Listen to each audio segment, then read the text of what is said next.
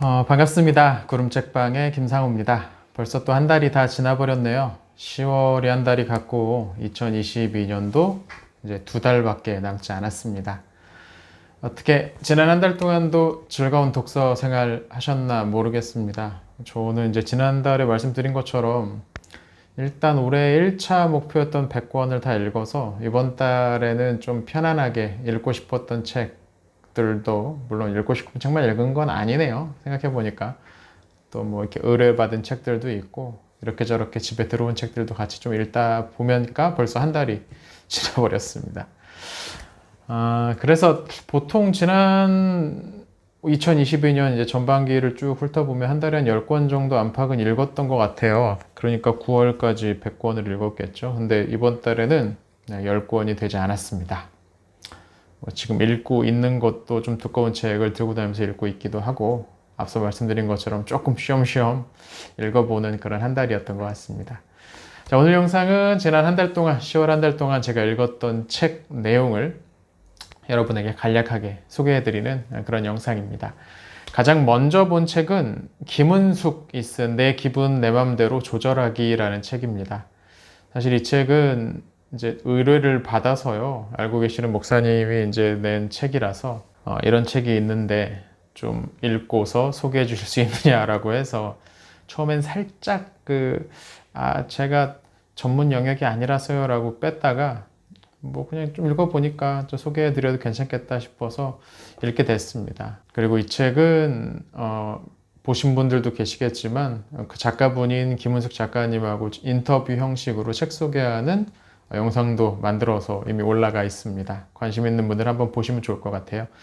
이 책의 내용은 뭐 간단합니다. 음악이 우리의 기분을 조절할 수 있는 능력이 있다. 근데 이 작가님 그거보다 조금 더 그냥 단순히 우리에게 어떤 영향을 준다보다 조금 더 힘을 쓰시는 것 같아요. 이 부분에 있어서. 뭐 그 부분에 대해서는 개인에 따라서 생각의 차이는 있겠지만 확실히 음악은 어느 정도 우리의 삶의 기분에 영향을 주는 것 같습니다. 그렇다면 이런 기분일 때 이 기분을 저렇게 바꾸려면 이런 음악들이 사용하는 건 어떨까라는 생각도 충분히 할 수 있겠죠. 이 책은 좀 실용적인 차원에서 어떤 각각의 기분을 우리가 케어하는 데 도움이 될 수 있는 음악들, 그 원리들, 그리고 실제 음악 리스트 뭐 이런 것들도 제공해주는 그런 책입니다. 관심 있는 분들은 앞서 말씀드린 그 영상이나 또 이 책을 직접 한번 읽어보시면 좋을 것 같습니다. 두 번째로 읽은 책은 니콜렛 한 니먼이 쓴 소고기를 위한 변론이라는 책입니다. 이것도 저희 이번 달에 소개했던 영상 가운데 있었어요. 책 내용을 뭐 제목만 봐도 아시겠죠. 소고기를 위한 변론. 오늘 소고기가 다양한 오해들을 받고 있습니다. 대표적으로 소고기를 먹는 것이 환경에 오염을 일으킨다. 뭐 이런 주장들이 있는데요.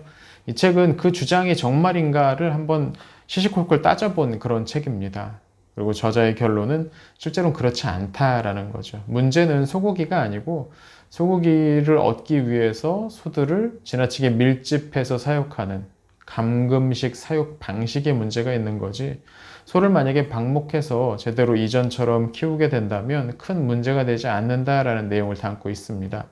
소고기 자체가 뭔가 엄청나게 큰 문제가 있는 것 같은, 사실 이렇게 좀 뭔가 좀 과도한 주장들, 정말일까 싶은 좀 미심적인 주장들이 있으면 직접 찾아보는 게 필요한 것 같아요. 요새는 여기저기에서 이런저런 파편적인 정보들이 너무 많이 나와서 그 정보가 정말로 그러한지 체크하는, 팩트 체크하는 과정이 좀 필요할 것 같습니다.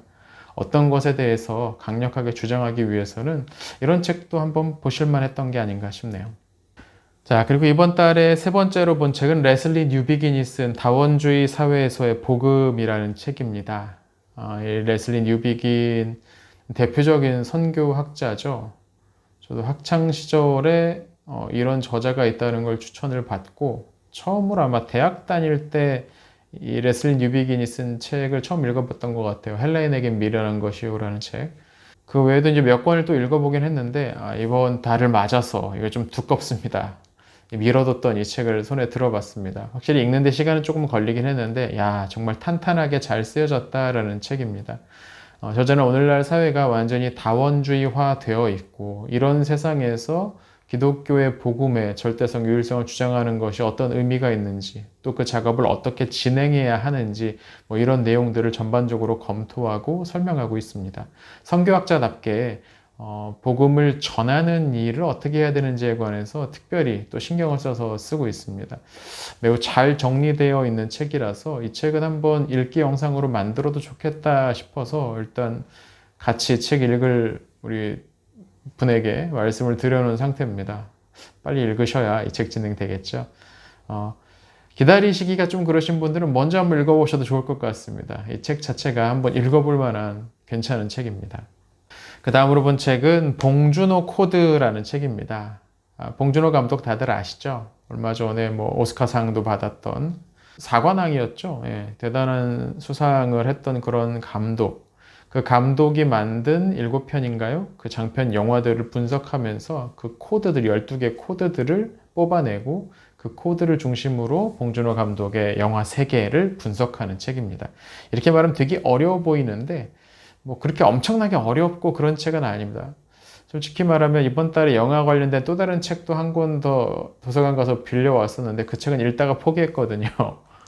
내용이 너무 어려워서 무슨 비평가들만 쓰는, 자기들만 쓰는 용어들 막 잔뜩 쓰여 있어가지고 저 같은 문외한들이 그냥 가볍게 보기엔 너무 어려워서 덮어뒀었는데 이 책은 그렇지 않습니다. 이 책은 그나마 쉽게 쓰여져 있습니다. 대중을 상대로 해서 쓰여진 것 같고요. 또 작품, 이 책 자체에 봉준호 감독이 만들었던 영화 이야기가 곳곳에 박혀 있어서 그 영화를 먼저 또 보신 분들이라면 더 쉽게, 그리고 그렇지, 이런 내용도 있었지 하면서 재미있게 볼 수 있지 않나 라는 그런 책인가 싶습니다. 자, 다음으로 본 책은 남종국이 쓴 중세를 오해하는 현대인에게 라는 제목의 책입니다. 이건 역사 책이죠. 중세와 관련된 역사책입니다. 이렇게 보면은 이것도 뭐 학술서적인가 어려울까 싶은데 일단 제목 자체가 이게 학술서적은 아니죠. 중세를 오해하는 현대인에게 뭔가 교양 역사, 역사를 중심으로 한 교양 뭐 이런 식의 컨셉으로 쓰였다는 걸 제목만 봐도 좀 느껴지죠. 이 책은 중세에 관련된 여러 가지 에피소드들을 짧게 칼럼으로 썼던 그것을 엮어서 책으로 만든 겁니다. 그러니까 전체적으로 쭉 길게 이어지는 게 아니고 짧게 가고 있기 때문에 뭐 끊어 읽기도 괜찮고요. 편하게 읽힐 수 있습니다. 또 신문에 냈던 칼럼이니까 너무 어렵고 전문적인 내용만 나오면은 안 보잖아요. 그래서 나름 뭐 쉽게 재미있게 쓰려고 노력을 했던 것 같습니다. 다만 제가 이제 이 책에 그렇게 아주 좋은 점수를 주지 못했던 건 책 제목이 중세를 오해하는 현대인에게인데 그러면 중세에 대한 현대인들의 오해가 무엇인지를 좀 풀어주는 이야기가 좀 많이 나왔으면 좋았겠다 싶은데 실제로는 그렇지 않더라고요. 제가 느끼기에는 오히려 그런 오해를 강화시키는, 오해를 다시 한번 반복하는 그런 느낌이 좀 더 강했습니다. 또 뭐 칼럼이라는 짧은 지면에 썼던 글이기 때문에 그랬을 수도 있는데 이 저자의 이해, 특별히 정신세계, 신앙, 뭐 철학, 종교 이런 부분에 있어서 뭔가 깊은 이해를 그다지 보여주지 못하고 있습니다. 근데 뭐 대중교양서니까 너무 깊은 이야기까지 하기는 어려웠겠다 싶긴 하지만 전반적으로 조금 아쉬웠던 그런 책이었습니다. 다음으로 본 책은 이번 달에는 재밌는 책들을 꽤 봤었는데 그 중에 하나입니다. 김호연 작가가 쓴 불편한 편의점이란 책입니다. 요거는 책 소개 영상을 이미 제작을 해놨습니다. 11월 달에 이제 공개를 할 텐데 친구가 추천해 준 책입니다. 소설이고요. 서울 시내의 한 작은 편의점에서 일어나는 에피소드를 담고 있습니다. 전반적으로 되게 따뜻한 관점이 많이 드러나고 있어서 책을 읽는 동안에 되게 뭔가 마음이 편안해지는, 그리고 괜히 뿌듯해지는 그런 느낌들이 있었어요. 그리고 되게 쉽게 쓰는 작가 같아요. 개인적으로는 이 작가가 쓴 책을 처음 봤는데 요 정도로 쓰는 책이라면 다른 책들도 쉽게 편하게 한번 들어봐도 괜찮겠다라는 생각이 들 정도였습니다. 워낙에 이건 유명해서 벌써 많이 읽으신 분들도 계시는데 혹시 아직 안 읽어보신 분이 계시다면 한번 읽어보시는 것도 추천드립니다. 자, 그 다음으로 본 책은 임지희 작가가 쓴 나는 더 좋은 곳으로 가고 있어요 라는 제목의 책입니다. 이건 만화책이고요. 30대 후반에 출판사에서 퇴직한 후에 이런저런 일들을 하면서 생존하다가 마침내 만화 작가로 데뷔하게 된 이 저자가 만들어낸 책입니다. 뭐 물론 이거 안에도 이제 다 만화죠. 하루하루 어떻게 살아가는지 뭔가 좀 불안하고 제대로 뭔가 모아놓은 것도 없고 그렇다고 대단한 이력이나 스펙이 있는 것도 아닌데 하루하루 살면서 만족해가면서 또 감사할 것들을 찾아내면서 그렇게 살아가는 모습을 써놓은 일상 그림 에세이라고 할 수 있을 것 같아요. 뭐 이런 종류의 책들 좋아하시는 분들은 한번 읽어보시면 좋을 것 같고요. 또 작가와 비슷한 상황에 처한 사람들이 또 많이 있는 것 같아요. 뭔가 하루하루의 삶이 좀 불안하고 미래가 잘 보이지 않는 그런 사람들. 굉장히 그럴 때 좀 위축되고 마음이 어려워지잖아요. 저도 그런 마음을 충분히 공감이 많이 되는데 이 책은 그런 분들에게도 뭐 이렇게 한번 권해줘도 괜찮을 것 같다라는 느낌이 드는 책이었습니다. 자, 이달의 마지막으로 본 책은 강준만이 쓴 정치적 올바름이라는 제목의 책입니다. 이 책은 PC라고 흔히 부르죠. 네, 정치적 올바름. 그것이 가지고 있는 문제점, 오늘날 이 PC주의, PC 운동에 참여하고 있는 사람들이 가지고 있는 약점들, 왜 그것이 오히려 사람들을 좀 하나로 모으지 못하고 분열시키는 모습이 나타나는지를 분석해 놓은 책입니다. 저자가 여기서 이야기하는 건 결국 PC 운동, 또 PC에 참여하는 사람들이 지나치게 고압적이다, 교만해 보인다, 뭔가 소위 선비질 하려고 한다, 뭐 이런 느낌이 있기 때문이다라고 지적을 해요. 근데 이게 우리나라의 상황만이 아니고 시작된 미국 같은 데서도 마찬가지라고 하더라고요. 트럼프 대통령이 당선되었던 원인 가운데 하나가, 물론 이것만 있는 건 아니겠지만 그 하나가 이 PC자들, 민주당 중심의 어떤 PC주의자들에 대한 반감도 한몫했다는 거죠. 저자 자신은 PC에 대해서 어느 정도 동정적, 공감적인 입장이지만 PC를 강조하는 사람들이 보이는 그런 좀 과도한 모습들, 지나친 모습들이 수정되지 않으면 장기적으로 그 영향력을 잃을지 모른다라고 분석하고 있습니다. 뭐 아주 학술적이고 뭐 통계 분석 뭐 이런 걸 사용한 건 아닌데 전반적으로 뭐 인상 비평에 좀 하나는 느낌이 있긴 하지만 이 문제에 대해서 먼저 전체를 좀 한번 훑어보는 데는 도움이 될 것 같은 그런 책입니다. 참고로 이 책도 책 스토리 영상으로 한번 만들어 볼까 하고서 준비하고 있습니다. 자, 이렇게 이번 달에는 8권의 책을 봤습니다.